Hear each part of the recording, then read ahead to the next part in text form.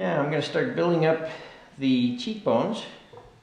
For this, it's very helpful if you have an anatomy book or a picture of exactly what you want or very close. That'll save you a lot of trouble. In the early stages, you kind of feel a little out of control, like you can't quite do what you want. And I would just encourage you to keep at it. And take a small area. Like take the picture. If I had a picture of a skull right here, it's like, okay, why doesn't my eye socket look like that eye socket? And you just keep working it until it looks like it. Now, I think I'm probably going to make this an angry skull. So, I'm going to actually tweak reality. I'm going to push that brow and force him to be a little unanatomically correct, but it'll add to the scary look. Well, you know, one of the tricks in sculpting is that horizontal lines are friendly, but when you're trying to convey something mean, vertical lines or near vertical lines are very helpful. A lot of these kind of lines come out as you get mad. So, and the horizontals are less emphasized, and these come down. So, you know, I'm going to, with a skull, you have some limiting factors. You haven't got skin to wrinkle and so forth. So, you actually have to bend the bones around to create that angry look.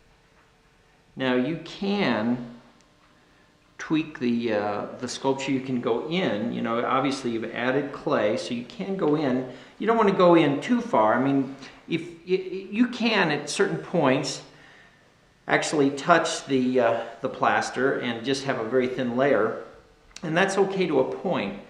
But if you have too many thin layers, then you may start to get the mask a little too tight. Now I've got an issue here with the nose. I've got to. I'm going to have to bring the nose up because I'm hitting plaster, and that's fine. We're just going to bring the mouth and nose area up a little bit so that I can create the look of the nose missing. There is a thing called a skeletal smile. There's the appearance of a slight smile in the teeth, but I'm going to tweak that. Another trick to watch for is you've got a big broad plane because obviously you're sculpting over a skeleton that already has skin on it, and so what happens a lot of times is people have this big fat mouth. Well, you have to build the clay out to prevent getting that effect. Another thing that's important is to not start your detail, and people tend to make this mistake. They start the detail too soon, and what happens is they work a little area, they don't get their anatomy quite right, they work a little area, and then lo and behold, it's like, oh, that mouth's not right, and they got to start all over. So there's many different ways of doing the teeth. I like this one, especially when you're beginning, because it's real straightforward. And basically, you define your center line, and then take your tool. Now this is going to be where the tooth sits, so you want to take your tool and push up here, and it will actually make a raised area that's nice, that kind of simulates the gum. So you get your holes, and then you roll your little snake again. This time it's a very small snake, and you just stick it in the hole and cut it off about, try to get these pretty close to human size. And I'm forcing that smile a little bit here. As you're sculpting, be sure and allow room to cut a hole for breathing, for ventilation. Now here we'll be able to cut some holes down here that are very close to the nostrils, and this is very close to the mouth. Doesn't have to be exactly where the mouth is, just close enough on a tight-fitting mask. Now I'm putting little indentations to kind of look like there's a tooth growing in the gum there. Those are some of the details that a lot of times get missed. I'm trying to strengthen the jaw or the cheek area. I'm bringing in some flattening some planes that normally be rounder and things. Doing a lot of little stuff that wouldn't normally be there, just because we're trying to create a character. Okay, now I'm thinking that we're about ready to go with the water. You'll be taking this brush and you'll dip it in water. You can use little circles, and that's nice. However, you can get carried away, especially in an area like the teeth, and destroy all your work. So you need to use this with caution, but it is a nice technique when you're sculpting. Now then, I'm going to get some clean water. Dip my sponge in there. Now, at this point, I'm just cleaning off the mud, and you'll have to dip it periodically, squeeze out the excess. But at some point, as I can see what's there, I'm going to use that sponge to push harder and move the clay around. The other thing the sponge does is it breaks up the surface. It sort of smooths, but it also makes it bumpier.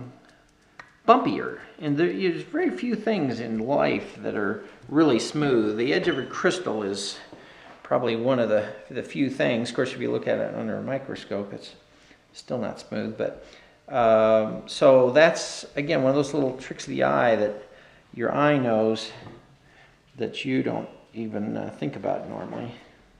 The nice thing about this clay is as it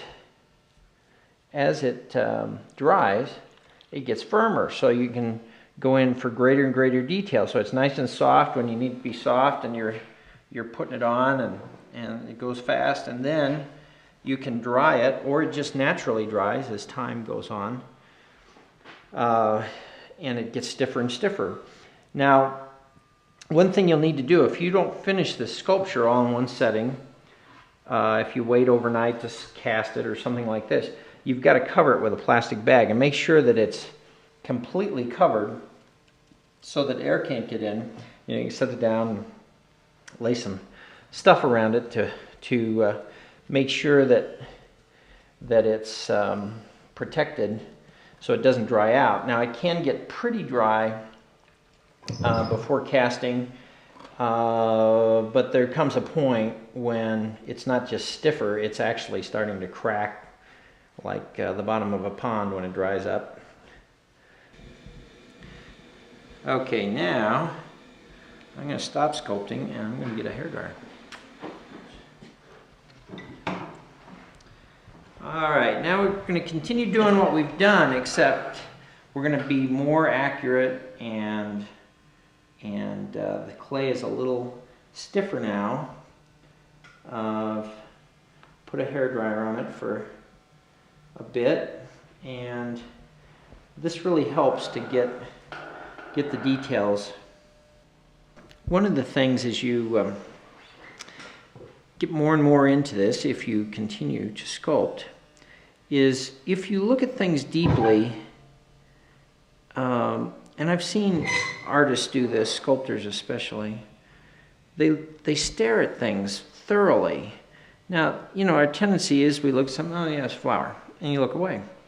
Well, but if you stared at that flower for 5 minutes, you would know things about that flower that you didn't know before, that you didn't even realize existed, because you're paying attention and you're essentially training your mind what a flower really looks like. It's the same with the human face. And this is kind of a semi-dry brush, and it still is very helpful. And I'm just kind of lightly going on, but I'm cleaning up all the little rough edges.